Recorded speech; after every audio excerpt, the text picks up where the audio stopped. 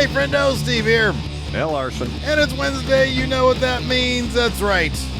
Yes, Dynamite is on Wednesdays as well. However, for our purposes, it is Ask Going In Raw. That's right. We ask you, that is the Friendos there as channel members on YouTube or on the Patreon of $5 and up, patreon.com/Steven Larson. We ask you guys for your questions about what you want us to say or what you want us to answer in the world of wrestling.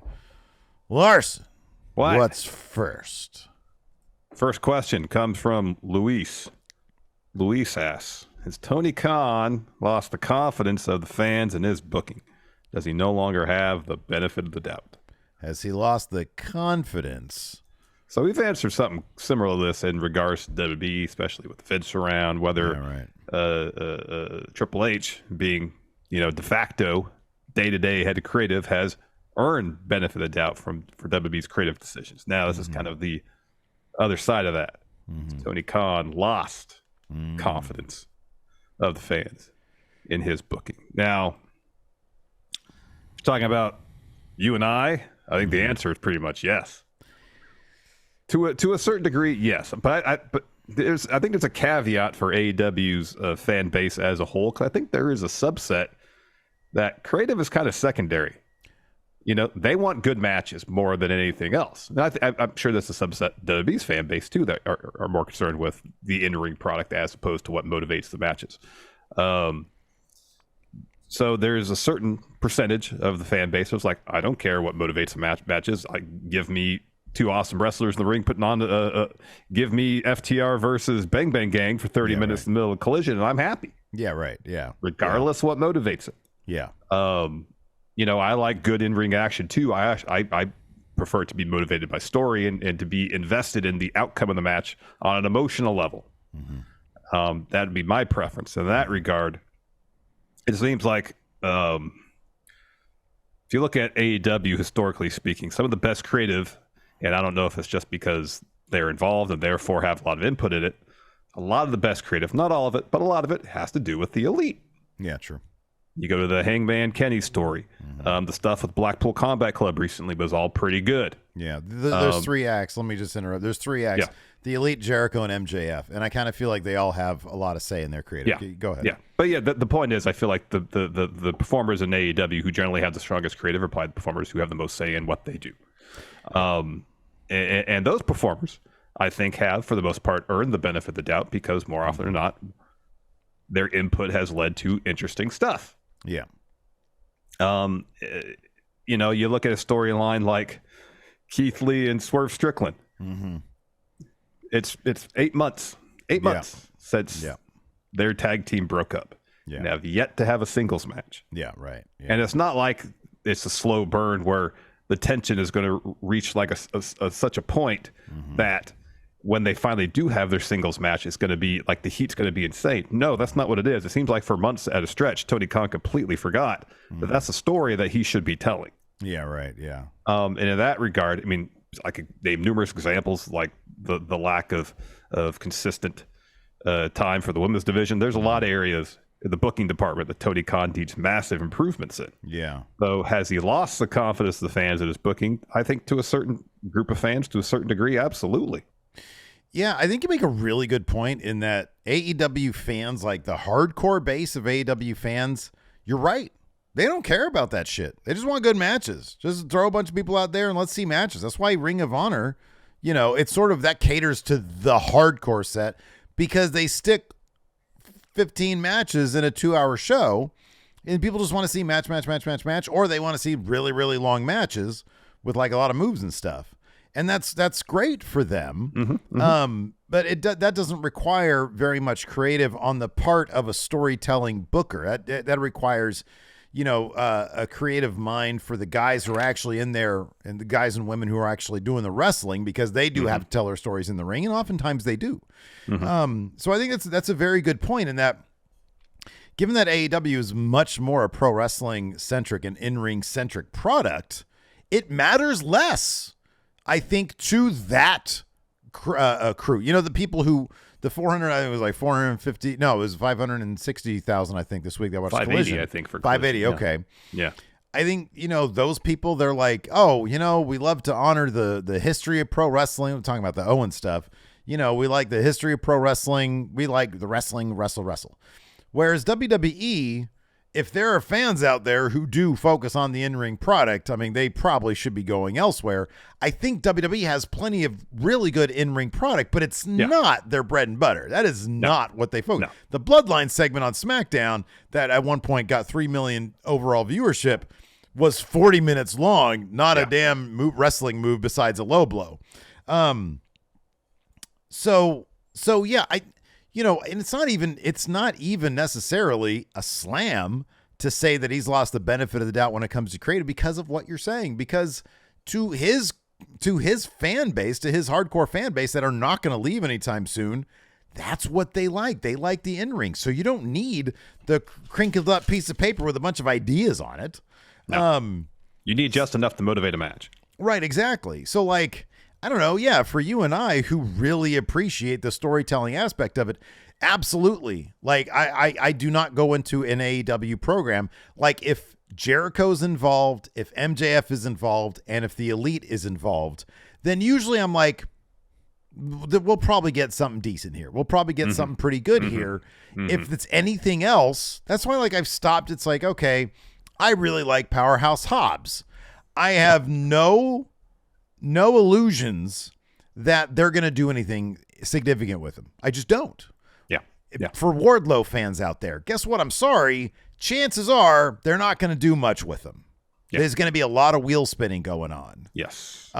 Christian Cage is a guy I think who probably comes up with ideas and also maybe, I don't know about does his own thing, but probably comes up, and that's sort of the pitfalls, I guess, the pros and cons of having a company that the wrestlers are given, to a degree seemingly, quite a lot of freedom. Because if you don't have his ear, if you don't have Tony Khan's ear, you're going to languish. If you have the stroke and you have his ear, you might do pretty well for yourself. Yeah, it seems to be the case. Yeah, it'd be nice if there was a bit more structure. And maybe that's coming. I don't know. Well, on the creative side of things. Why would there be if in his mind it's working?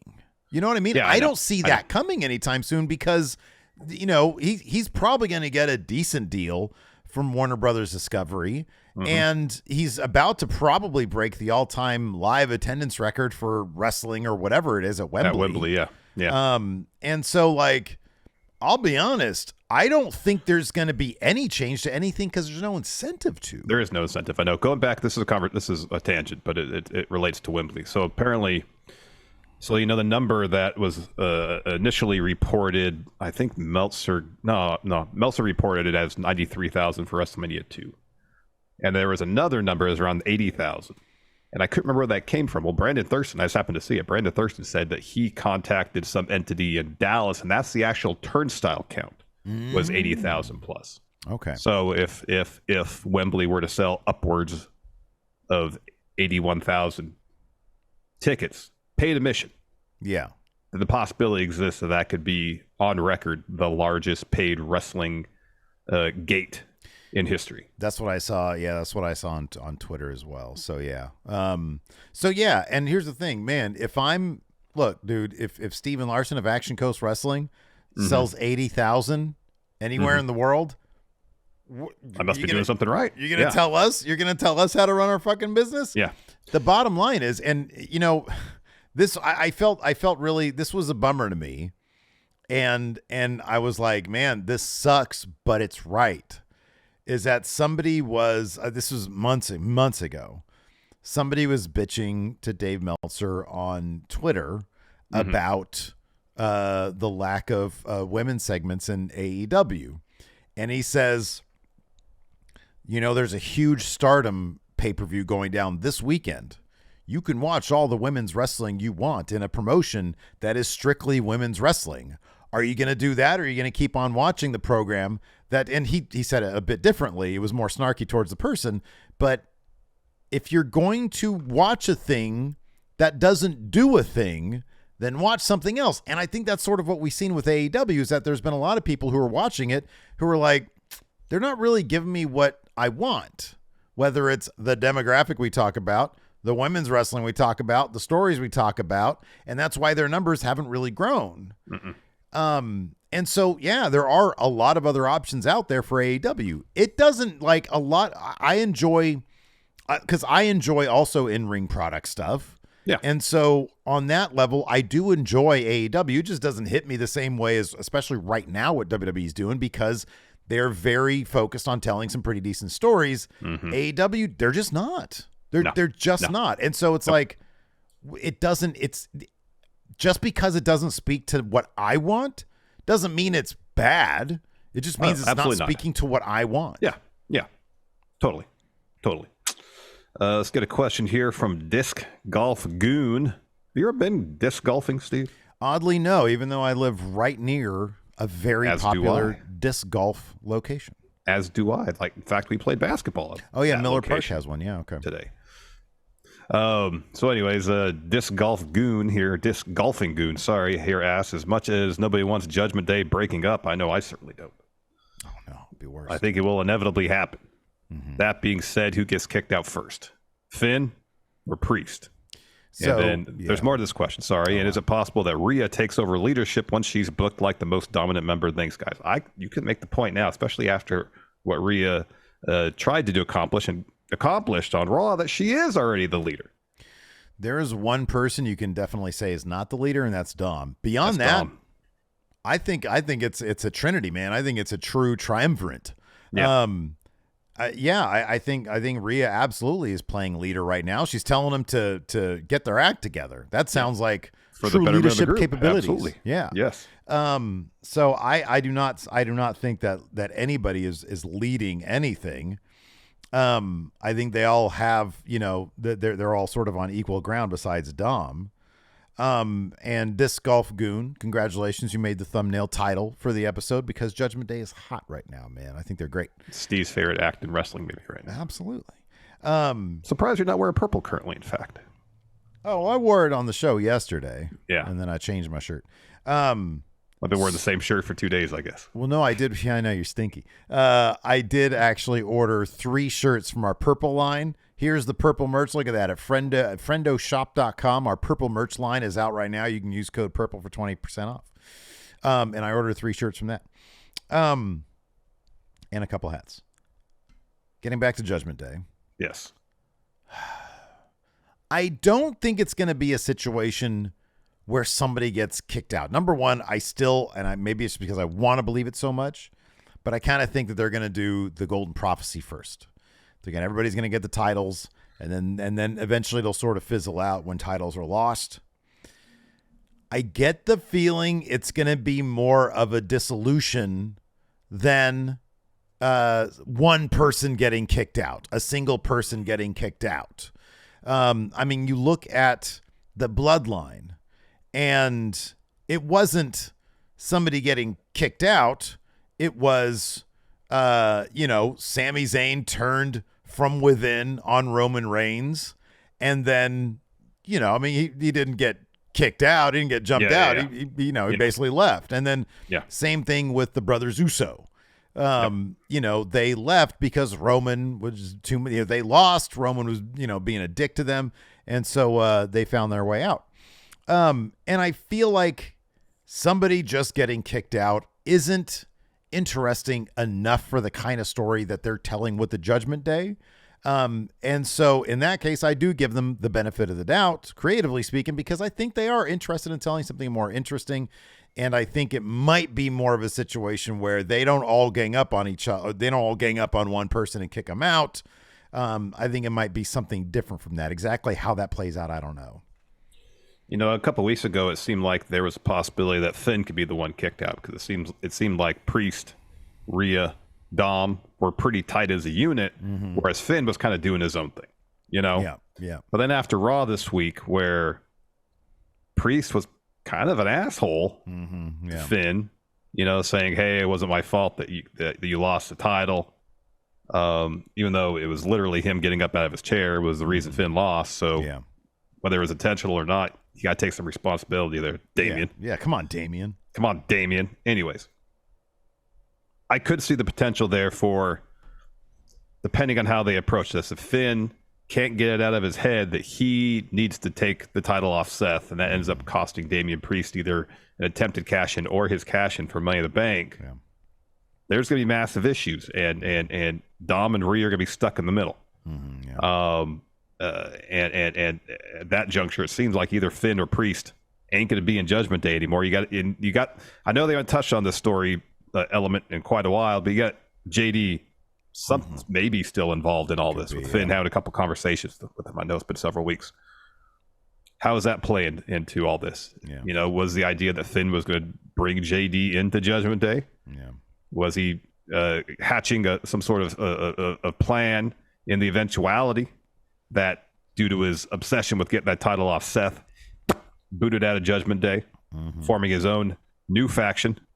Judgment Night, of course, using songs from the soundtrack movie Judgment Night. Yeah. House of Pain and... I don't have the track listing in front of me. Oh, come on. You knew this one before, though. It was House of Pain and who? Because I had the track listing up at the time. Oh, okay. Helmet. I think it was Helmet. Helmet, yeah, it was Helmet, yeah. Helmet.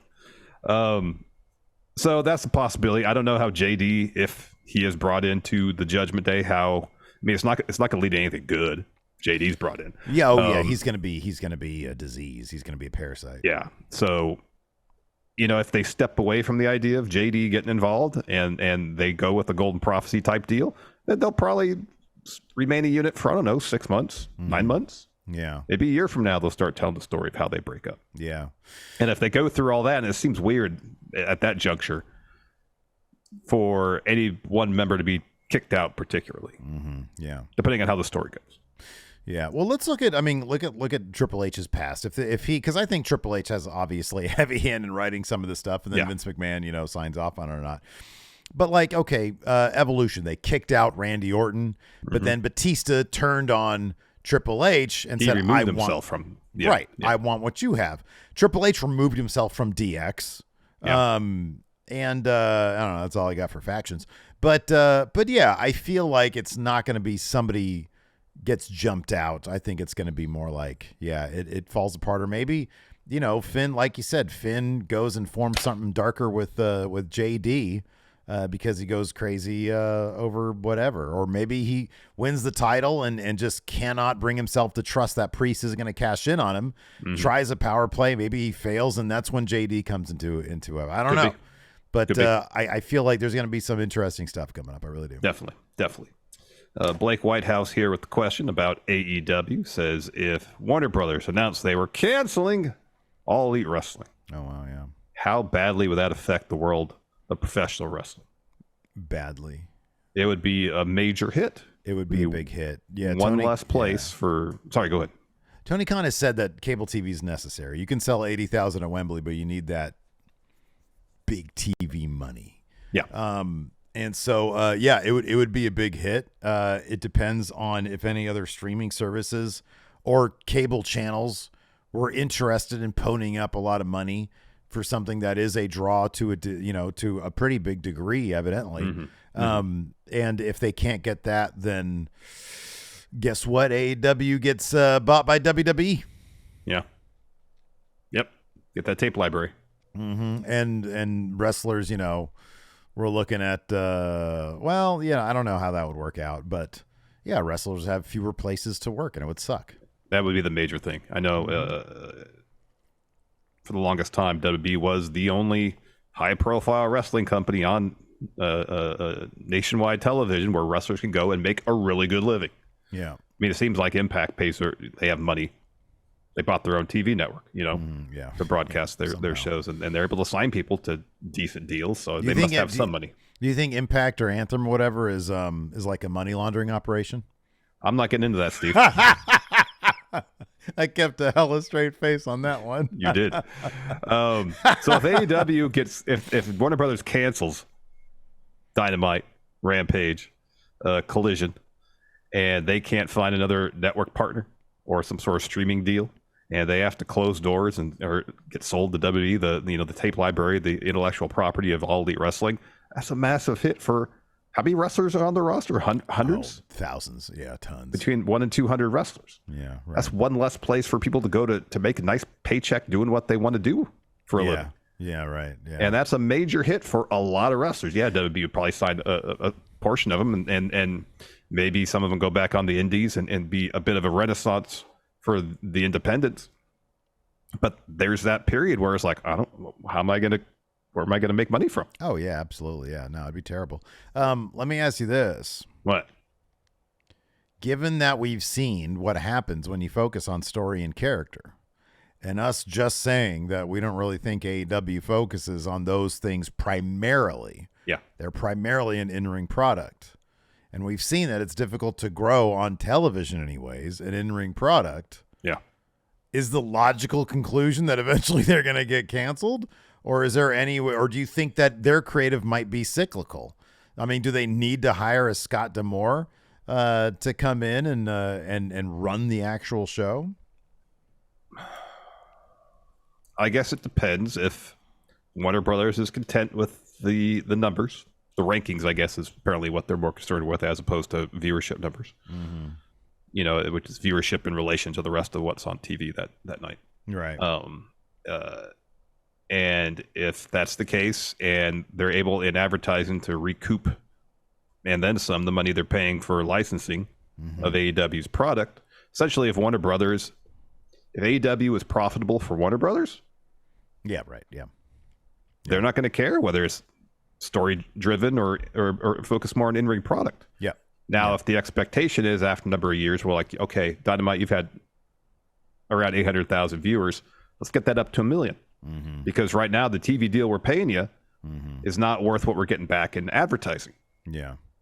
So now you got to get these numbers up. So then what is Tony Khan going to do? Is it like, okay, we're going to sign more people, have more dream matches on the show, or seeing what we see now with WWE's product, that if you focus on story and character, I'm not saying you'd have 40-minute, in-ring talkie segments on AEW, but because how many times, dude, during the Authority days, we saw every episode of Raw was opening for 20, 30-minute talkie segments, and I don't think anybody wants those back. I'll be honest, man. I could watch 40 minutes of MJF and Adam Cole hanging out. Again, my point is, it's very particular circumstances where you want to see two people or four people or however many people in the ring just talking rather than action. You know what I mean? Yeah. So you can't just put people out there for 20 minutes and do a talkie bit and expect people to be engrossed in the story you're telling. You need a good story. Yeah. You need interesting characters. Yeah. So anyways, long way to this. I don't know, because I wonder if AEW would be faced with a bit of a backlash from some of the fans who are more concerned with the in-ring product rather than story, saying, well, this isn't the AEW I wanted to watch. Mm-hmm. Yeah, right, for sure. Where's 20-minute matches on TV? Yeah, right. Where's the 5-star classics on cable television? Mm-hmm. Yeah. So I don't know. But until Warner Brothers comes to them and says you need to get numbers up, it's a moot point, because they seem to be happy with them right now, and if they sign a 5-year deal, I'd be kind of shocked if anything else came along that would. I mean, they do have that audience. They've been able to maintain that audience, and hey, a year ago they were getting 800,000. They're getting 800,000 now, and the fact that they haven't dropped off more, I think probably says a lot in this day and age. Yeah. That seems to be their floor at this juncture is 800,000 viewers, and if I know they brought Jimmy Jacobs in recently. Apparently, Bryan Danielson's getting more involved with creative. Yeah. If by putting together this creative team with Tony Khan, if they can start coming up with some more involved stories. Yeah, right. Yeah. It doesn't have to be on the Bloodline level or even a Judgment Day level on Raw, but something a bit more involved. Well, I mean, we're kind of seeing that with the MJF Adam Cole stuff, and I wonder if Jimmy Jacobs has any fingerprints on that because it does feel like more of an Impact thing than. For a stretch, it seemed like AEW maybe better than any other wrestling promotion at the time, maybe a couple of years ago, 2-3 years ago, telling stories about interpersonal relationships. They did that really well. I know a lot of that was the Elite stuff, but there was other stories where it wasn't so much, I need to beat you for some, huge reason. It was just interpersonal tension. Mm-hmm. Yeah, right. Yeah. That was grounded and felt fairly genuine. Well, because for a while they did that well. Yeah, right. So if they can get back to that, that'd be a huge step forward. Yeah, I agree. Next, we got 2 similarly themed questions from Cameron Bortolazzo and Wyatt Rath about, you want to say it, Steve, War Games? War Games! War Games. So Cameron wants to know predictions for the men's War Games match Wyatt Rath here says, what do you guys think should be the War Game matches this year? So men's, women War Game matches. Who should be in them? What should be the teams? Give me your pitch, Steve. Okay. All right. I'm going to say the Golden Prophecy Judgment Day. All right. And here's a ballsy move. Include Rhea. Yeah. Those 4 against whoa.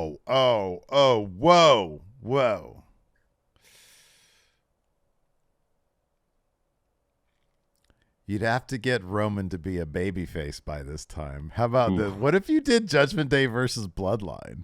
Oof. Somehow. I don't know how, but you got the 2 biggest acts, the 2 biggest stories in the company against each other. I kind of feel like brand versus brand, you kind of do that.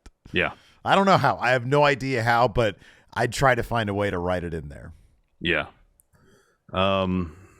No, there's been some talk about NXT being involved in Survivor Series this year, so it remains to see if that's the case.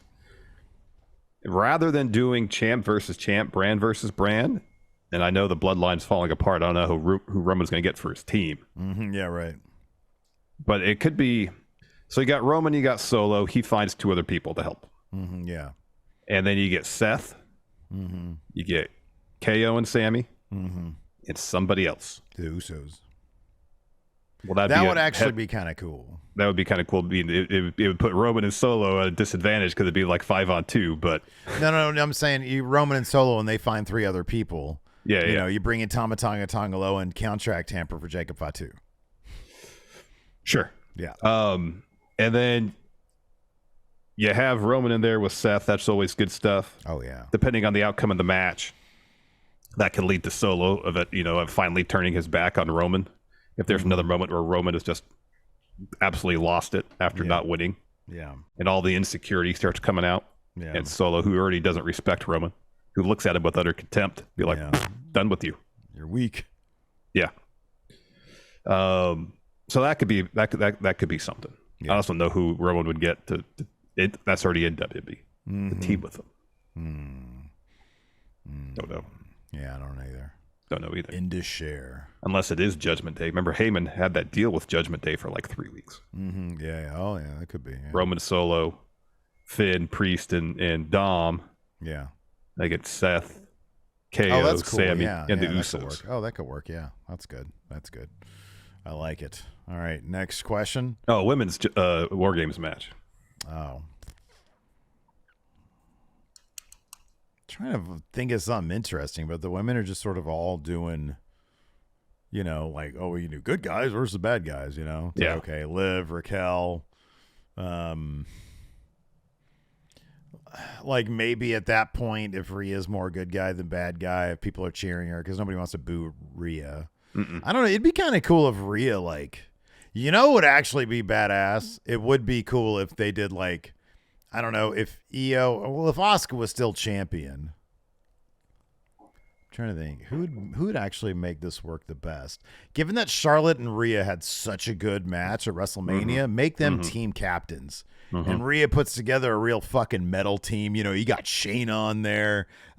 You got no, okay, I'm good. You got Shayna on there. You got, I don't know, maybe they find some respect in a feud with each other. Raquel, you put Raquel in there, but Liv's left out, and Liv's oh, that creates some tension between Liv and Raquel. Yeah. You go down to maybe NXT can finally put what's her face, Ivy Nile, on the right track of being a badass. Oh, there we go. Yeah. That'd be a good addition to that team. Great. And then Blair Davenport. That'd be good. That'd be a fucking cool team if you want to put NXT, some more NXT stuff in there. And then over on the good guy side, Charlotte makes good with Bianca, so you got Charlotte, Bianca, Asuka, and then maybe Io and Asuka and Io have to coexist. There's some good dynamics. Hold on. My stuff stopped recording. Sorry. Uh-oh. That was weird. Hopefully I didn't lose everything. Well, if you did, I'll just send you my audio. Yeah, I did lose everything. Oh, you're out of room, aren't you? No, I shouldn't be. It fucking does that shit sometimes. Oh, I am out of room. What the hell? I just had a room. That. It's so annoying. All right, give me a second. Sorry. Gosh darn it. That's all good.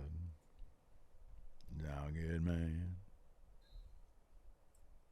Oh, that's bogus.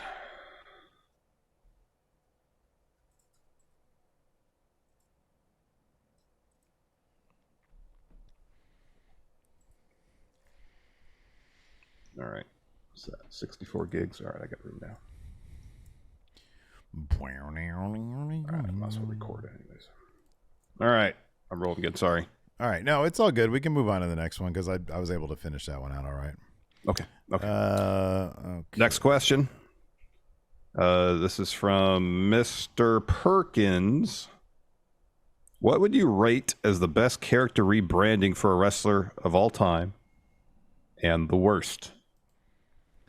Oh, man. Hard Justice for Dijak has got to be up there with the best. And well, most interesting. Yeah. Most interesting. Most interesting, least interesting. I mean, in terms of the financial aspect of it, you got to say Stone Cold from the Ringmaster. Oh, my God. Yeah. What was I? Yeah. And then Rocky Maivia to The Rock. And even now, Roman to Roman. Yeah, right. Roman to the different iterations of the characters. And there's, Bloodline Roman versus post-Shield Roman. I hate mentioning this one, but one of the more successful ones as well was APA Bradshaw to JBL. Yeah. You know, like, oh, he's J.R. Ewing. Okay. But then he was champion for like a year, and he was a pretty good heel. But why was he champion for a year, Steve? Oh, because Triple H didn't want to work Tuesdays. Yeah, man. Exactly. Yeah. Exactly. So yeah, how about what this? What? Worst. Let's do worst. Easy. Shane Douglas to Dean Douglas. Yeah. He's a teacher now. I was going to say, I can't remember if he was Axe or Smash to the Repo Man. Oh, that's a good one. Yeah, that's a good one.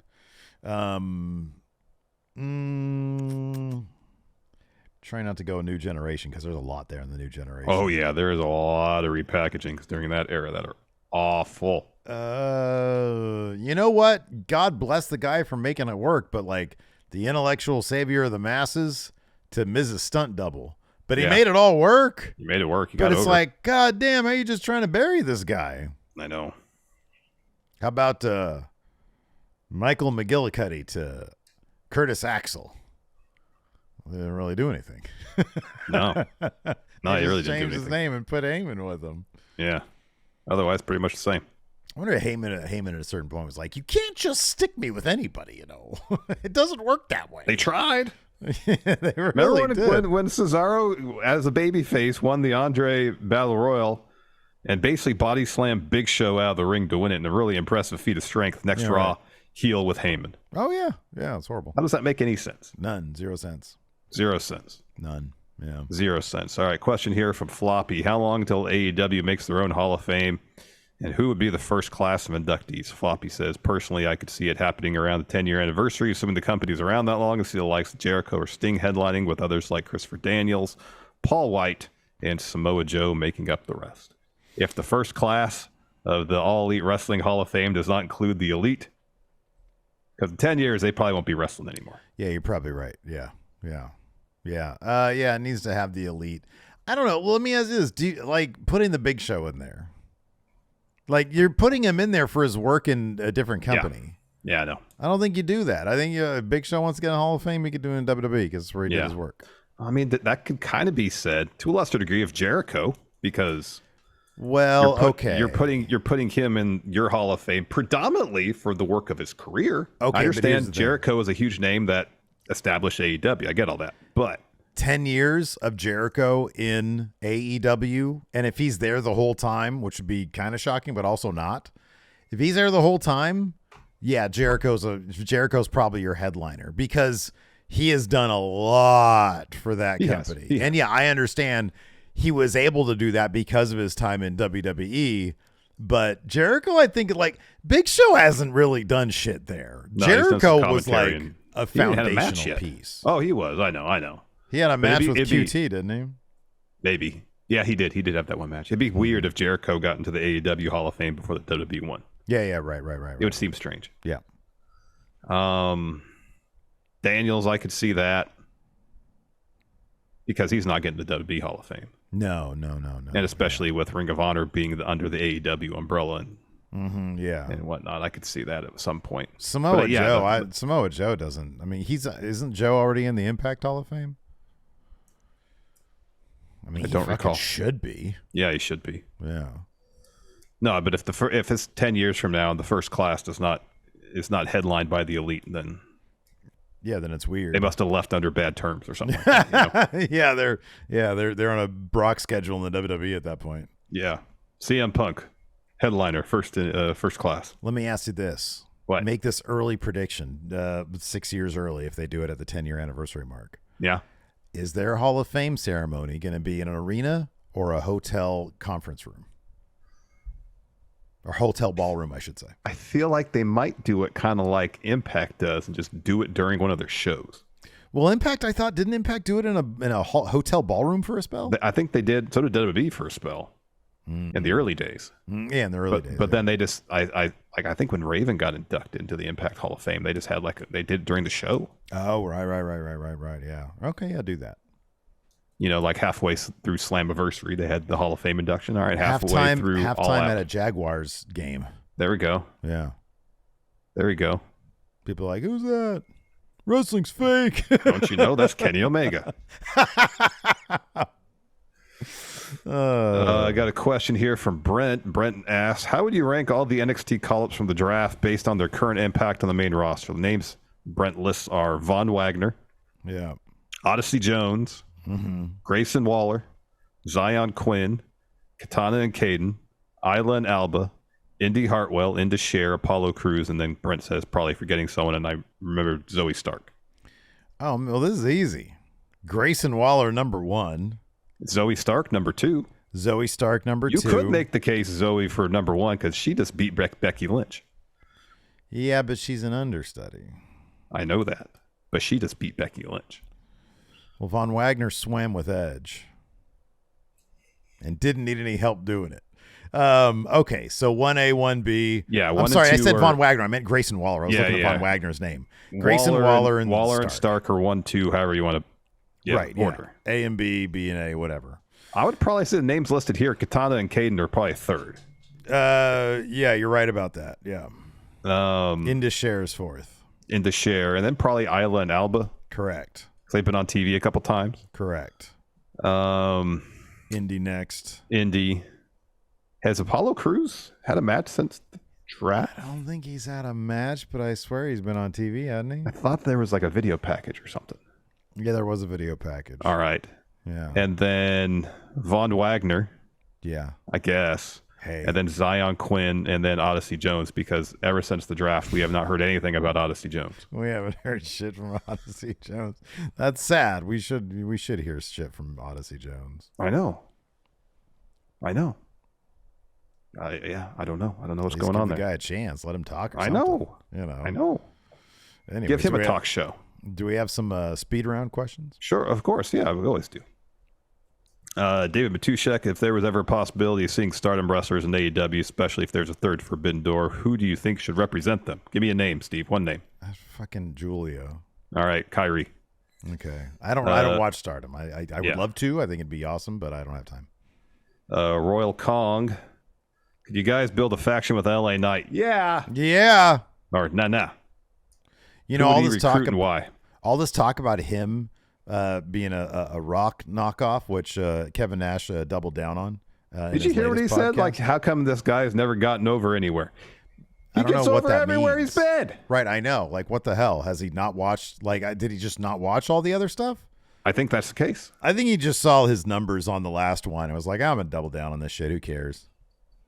Because that's ridiculous. No, I thought it'd be a cool idea. Like, replicate the because you were talking about the corporation the other day on Count Out. Yeah. Have him be the new corporate champion. Oh, that'd be fun. You know, I mean, that might be a little too reminiscent of The Rock, but yeah, I don't know. Have him be pushed as an authority type champion. I think that'd be cool. All right, who would you put with him then? Austin Theory under him. Well, you got to do something with Austin Theory. Yeah, I guess so. And then he could be the guy who then turns on the new corporation. Tag team. You need a tag team now. Pretty deadly. Pretty deadly. Yeah. Bucket dipper. What are some of your favorite depth fast food items? Would a long chicken sandwich be considered a depth fast food item because it doesn't get? You and I are the only people who talk about it, but every time I bring it up, people love it. Yeah. I brought it up to my sister. She's like, "Man, I love those long chicken sandwiches. They're good." Yeah, right. But they always drop McDonald's out to the apple Big Mac pies. or the Whopper. Oh, good one. Good one. Solid. Yeah. You know what? I'll say this one. So like Arby's are known. Arby's really aren't known for shit. I don't know what Arby's are known for besides being Horsey Arby's. sauce. But at Arby's anyways, it's like, oh, try our Arbycues or our regular roast beef sandwiches. It's the Arby melt that I always liked, which is just an Arby roast beef sandwich with that with the cheese sauce on it. None of the Arby not the Arbycue, the cheddar beef and cheddar is too much. They got a weird other sauce on there I don't like. Oh, really? It's not just the yellow cheese product? And then like the bun has like it's got like the things baked in, like the onions or whatever is baked into the buns. Yeah. Not into it. I don't like that. They don't have the barbecue anymore either. That was just roast beef with barbecue sauce on. They're going downhill, man. They still have the meats though. Cat Dad 7 says, I just want some fries. I just want some fries. Cat Dad 7 asks, what's the most pointless setup for a signature finisher move? That's all that shit Karrion Kross did before his new one. I was about to say the same thing. Karrion Kross is doing a bunch of gymnastics with somebody and then just landing a flatliner. I know. Pump handle, the power slam to swing him around, flatliner. Grayson Waller having to run outside the ring to set up his finish. Speaking of Karrion Kross, High Plains Drifter, would Kross be a good trade addition to Judgment Day as a heater/tag partner for Dom? No, I don't want that loser on my team. Get out of here with that. That dude does nothing but take L's. Get out of here. I'll take Scarlett, but no. DJ Fluffy, who is the Kiss and Beatles of WWE? Ooh. I mean, it's easy to say Judgment Day or the Beatles because they did the Abbey Road thing. They did the Abbey Road thing, of course. Kiss, though. The Kiss? Viking Raiders. I think someone who's very flashy, a lot of pyro. Is Cody the Kiss of? Cody could, he could make a case for being the Kiss. Yeah. There you go. Who's the ABBA of WWE? Well, it's pretty deadly. Pretty deadly, yeah. Yeah. What about the Bee Gees, Steve? Yeah, I was about to say, who are the Gibb brothers of the WWE? Oh, it'd be Sammy and Kevin Owens. Yeah, there you go. That's good. Everything they do is a hit. Everything.